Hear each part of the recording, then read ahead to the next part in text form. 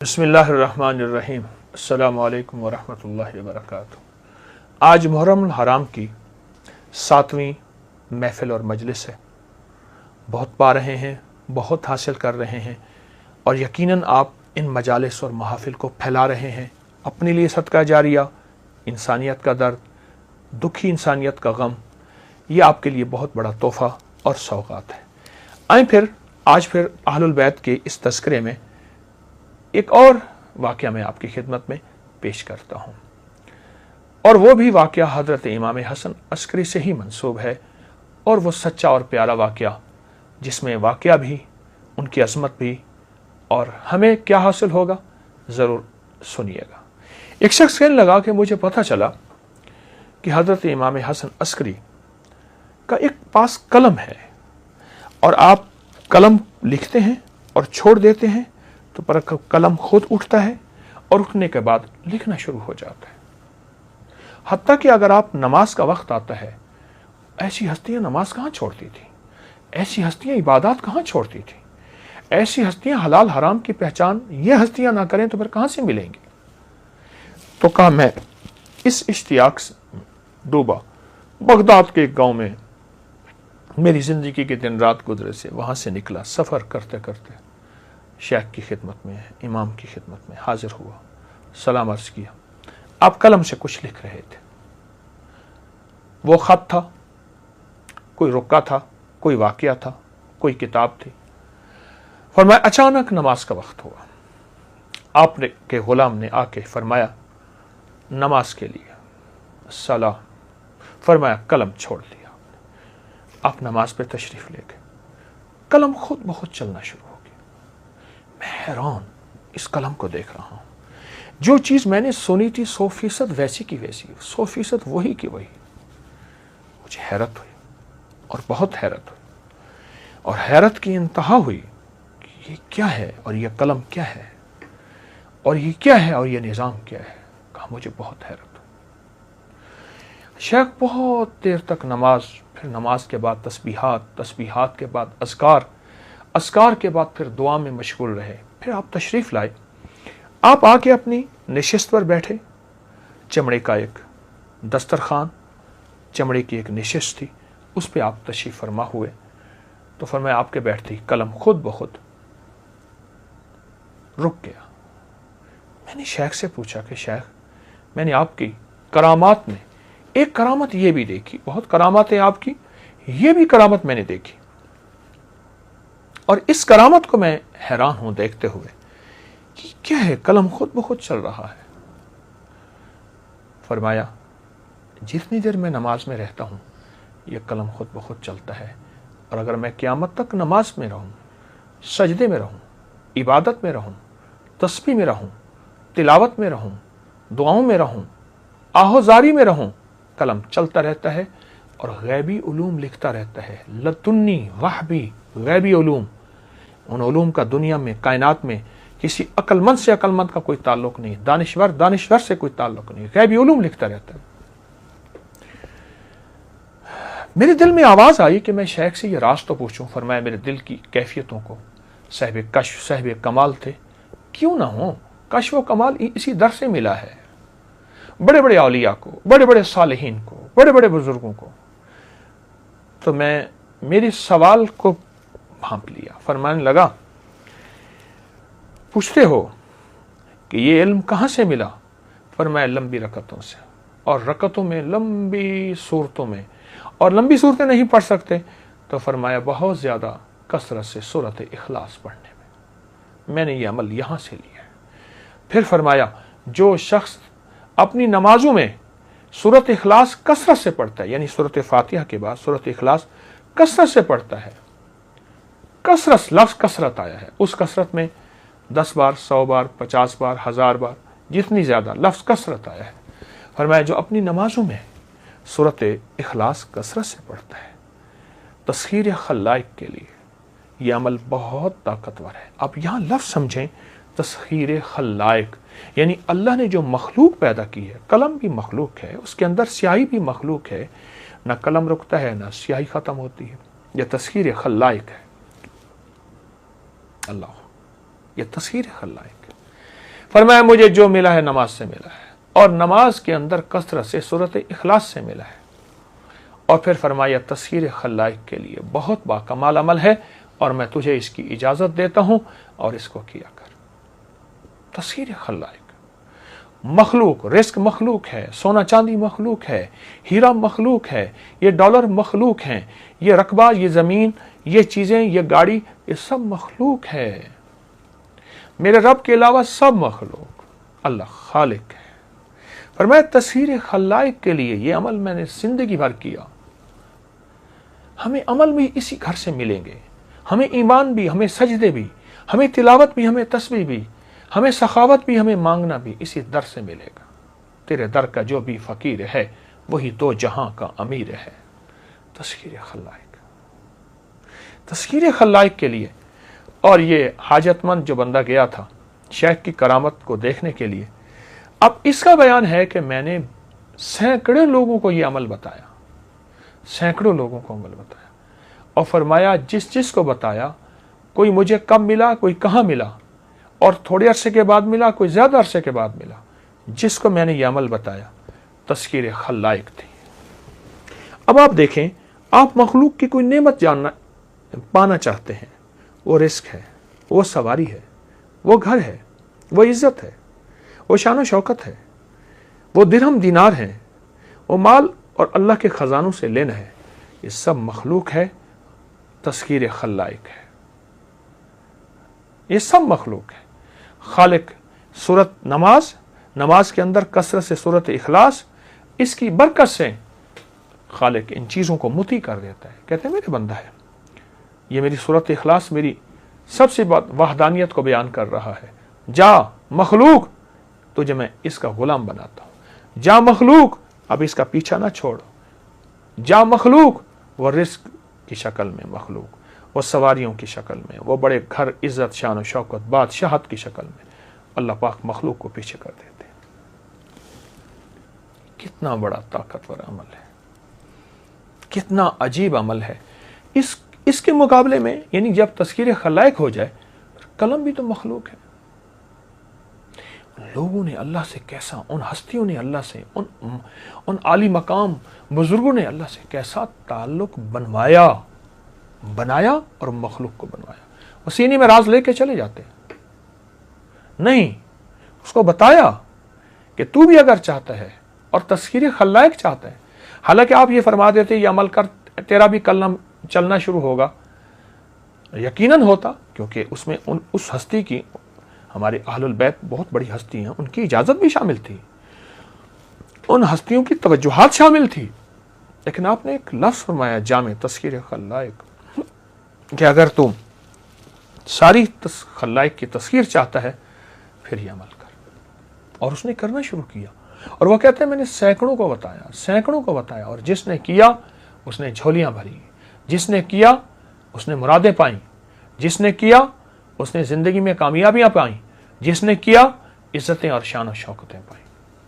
آپ بھی کریں، سورۃ اخلاص اپنی نماز میں، اپنی نفلوں میں، اپنی رکعتوں میں کثرت سے پڑھیں، دھیان سے پڑھیں، پڑھتے جائیں۔ کوئی قبولیت کا لمحہ، کوئی قبولیت کی گھڑی، کوئی قبولیت کا ایسا لمحہ ہوتا ہے جس میں اللہ کریم غیب کے خزانے سے قبول فرما کے تذکیر خلائق کے فیصلے فرما دیتے ہیں۔ اور پھر میں ایک اور بات عرض کروں، تذکیر خلائق جب ملتی ہے اکیلی فرد کو نہیں ملتی، نسلوں کو ملتی ہے، فرد کو نہیں ملتی، نسلوں کو ملتی ہے۔ آپ بھی یہ ان عظیم ہستیوں کا عمل اپنی زندگی میں لے لیں، اس کو اپنی زندگی میں شامل کر لیں، لوگوں کو بتائیں۔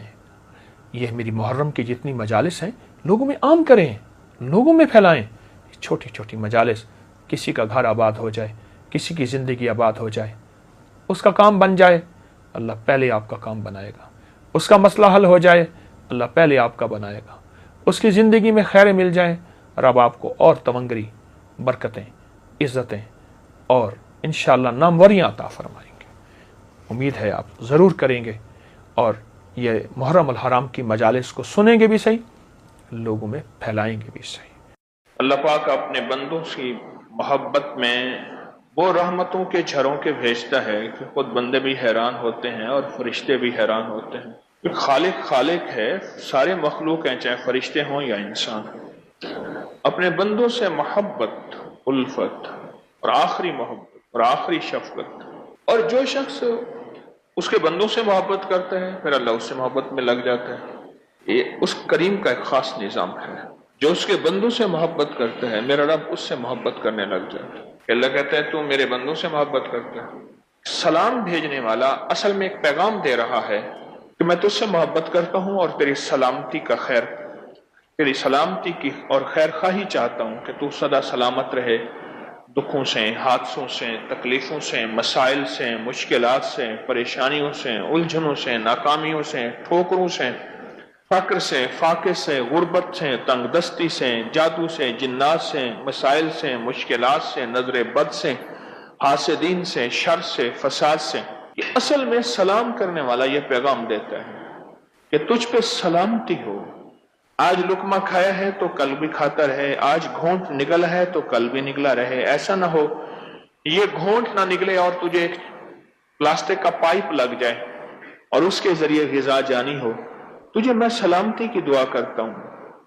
آنکھ بند ہے تو کل کھل بھی جائے، کھل گئی ہے تو بند بھی ہو جائے، منہ کھلا ہے تو بند ہو جائے، پھر بند ہے تو کھلا رہ جائے، قدم اٹھے ہیں تو اٹھتے رہیں، کوئی فالج، کوئی پیرالائز، کوئی بیماری ایسی نہ ہو تیرے قدم ہی نہ اٹھ سکے۔ آج پہلو بدل رہا کل بھی بدلتا رہے، کوئی ایسی تکلیف، ایسی پریشانی، ایسی الجھن نہ ہو کہ تجھے پہلو بدلنے میں مشکل ہو جائے۔ ایک بندہ صرف سلام کے ذریعے اصل میں سارا پیغام یہی دیتا ہے۔ جسے بظاہر ہم سلام کہتے ہیں وہ سارا پیغام یہی ہے، یعنی اس لفظ سلام کے اندر یہ ساری دعائیں، یہ ساری کیفیتیں اور یہ سارے احساسات چھپے ہوئے ہیں۔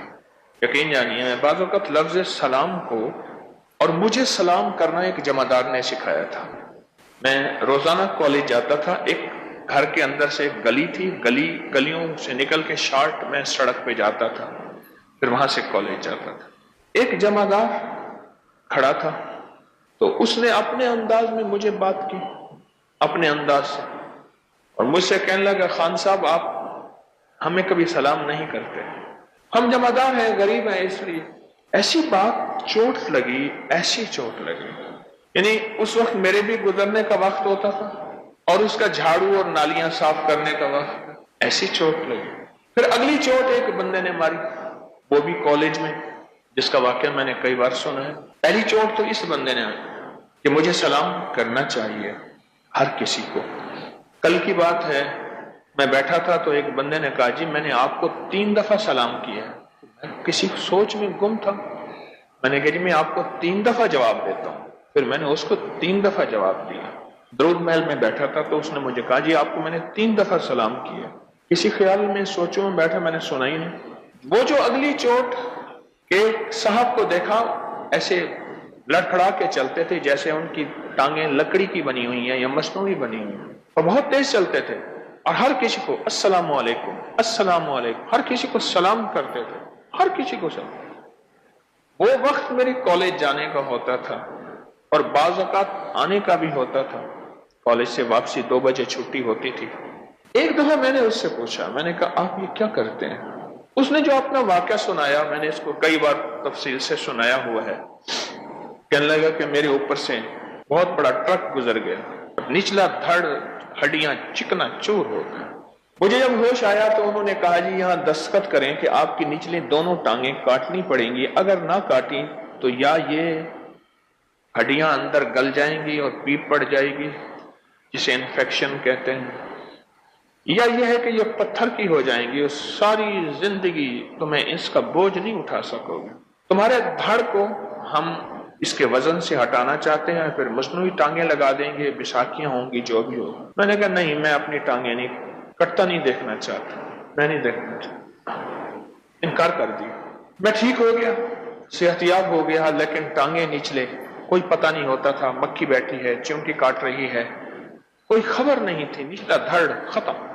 کوئی عرصہ پڑا رہا، ایک دفعہ ایک صاحب عیادت کرنے لوگ آتے تھے، تسلی دے کے چلے جاتے تھے۔ ایک صاحب آئے، تم ایسا کرا کرو ویل چیئر میں بیٹھ کے اپنے دروازے پہ بیٹھ جایا کرو، آتے جاتے کو سلام کیا کرو۔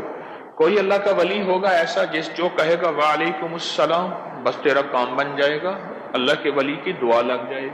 کیا پتا کس رنگ میں کوئی خضر ہے، کس رنگ میں کوئی ولی ہے، کس رنگ میں کوئی کریم کا دوست ہے، اور کس کیفیت میں اللہ کا ولی ہے کہ بظاہر سمجھ ہی نہیں آتی۔ ہم تو ظاہر کو دیکھتے ہیں، وہ دل کی دنیا تو وہ کریم جانے۔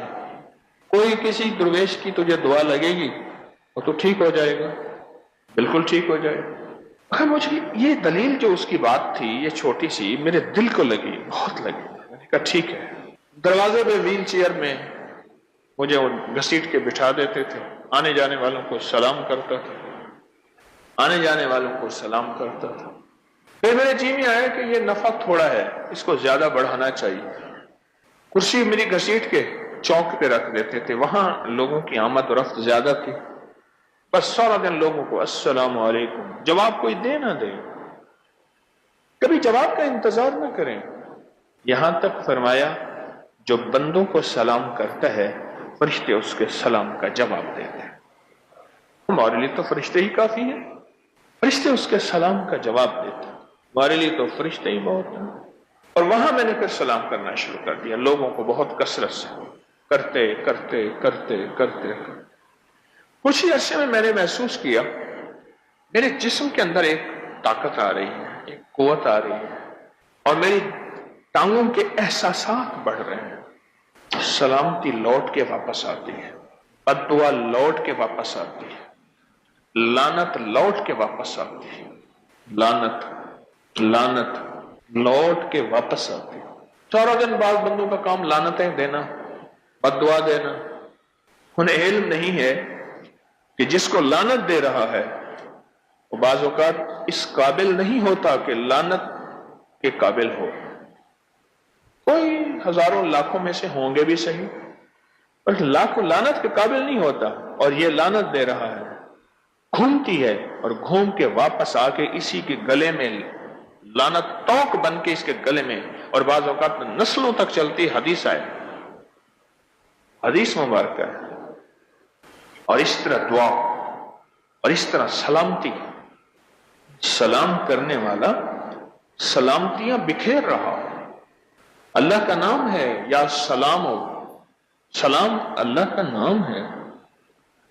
ہر نام کے اندر خیر ہے اور صفات ہیں، اور ہر نام کے اندر ایک برکت ہے، اور ہر نام نور سے مزین منور ہے۔ ہر نام کے اندر شفا بھری ہوئی ہے، راحت بھری ہوئی ہے، رحمت بھری ہوئی ہے، خیر بھری ہوئی ہے، برکت بھری ہوئی ہے۔ اللہ جل شانہ کے یہ صفاتی نام ہے، ان میں بھرا ہوا ہے سب کچھ۔ اچھا، ہمیں اس کا تھوڑا سا پتہ ہے اللہ کے ہاں اس میں کیا خیر ہے، اور اللہ کے ہاں اس میں کیا برکت ہے، میرا رب ہی جانے۔ اب اس نے جو سلام کیا وہ اس کی طرف چیز لوٹنا شروع ہو گئی، بس یہی مطلوب تھا، وہ چیز لوٹے اس کی طرف، بس لوٹنا شروع۔ کہنے لگا میرے پاؤں میں، ٹانگوں میں احساسات بڑھے، وہ خیر لوٹنا شروع ہوئے، اور اس کے ٹانگوں کے احساسات بڑھنا شروع ہوئے، اس کے اندر کی کیفیات، احساسات، بس یہی تھا۔ اسے یقین ہو گیا۔ اللہ پاک بعض اوقات کسی تسبیح، غور سے یہ فکرہ میرا یاد رکھیے گا ہمیشہ، اللہ پاک بعض اوقات کسی تسبیح، کسی وظیفے، کسی دعا، کسی عمل کا کمال دکھاتے ہیں، تھوڑا سا دکھاتے ہیں کہ بندے تو یہ یقین آ جائے کہ ہم ہیں، اور تاثیر بھی رکھتے ہیں، طاقت بھی رکھتے ہیں، اور ہم جو چاہتے ہیں کر لیتے ہیں۔ آج بھی وحی کی برکات موجود ہیں، دوسرے لفظوں میں وحی کی برکات، قرآن وحی اور فرمان مصطفیٰ وحی، قرآن بھی وحی اور فرمان مصطفیٰ بھی وحی، میرے وحی ہے، عرشوں سے آئی ہے، اور آج بھی اس کی برکات موجود ہے، اور 100% موجود ہے، اس کی تاثیر، اس کا کمال موجود ہے، یقین ہے۔ کہتے ہیں میں نے پھر آہستہ آہستہ بیساکھیاں لی، سہارے لیے، सलाम वाला अमल न छोड़ा और फिर चलना शुरू हुआ। आज वही टांगे हैं जिसकी हड्डी हड्डी चूरा है, जिसका हिस्सा हिस्सा टूटा है, और वही मेरे साथ मुझे चलाती हैं और मैं चलता हूं और मेरी चाल का बड़े बड़े मुकाबला नहीं कर सकते। और वाकई ऐसा था। जिस अमल की वजह से मैं यहां तक पहुंचा हूं, यानी वो चाल पे पहुंचा हूं, मैं उस अमल को कैसे छोड़ दूं। मैं बात कर रहा था और इस ज़िमन में वाकया सुनाया था कि मेरे अल्लाह को बंदों की खैरखाही बहुत पसंद है, और जो बंदों की खैरखाही चाहता है मेरे अल्लाह के यहां वो पसंदीदा बन जाता है। और मेरा अल्लाह कहता है, फरिश्तों जाओ, ऐसा करो, ऐसा करो, इसे हाथ मिलाओ, इसके पांव के नीचे पर बिछाओ, इसे मुसाफा करो। फरिश्तों जैसी मुकद्दस नूरी मखलूक इस बंदे से आके मुसाफा करना शुरू कर देते हैं, हाथ मिलाते हैं, रास्तों में खड़े मरहबा कह रहे होते हैं, खैरियत से हैं आप, ठीक है। और बीमार हो जाए, हदीस में आता है, मफहूम है, बीमार हो जाए तो इसकी इयादत करने जाते हैं। और एक हदीस का फरमान है, आका का मफहूम है, और हत्ता के फिर ये किसी काम में जाए, किसी मकसद के लिए जाए, किसी मंजिल के लिए जाए, किसी मसले के लिए जाए, फरिश्ते इसकी मदद करते हैं।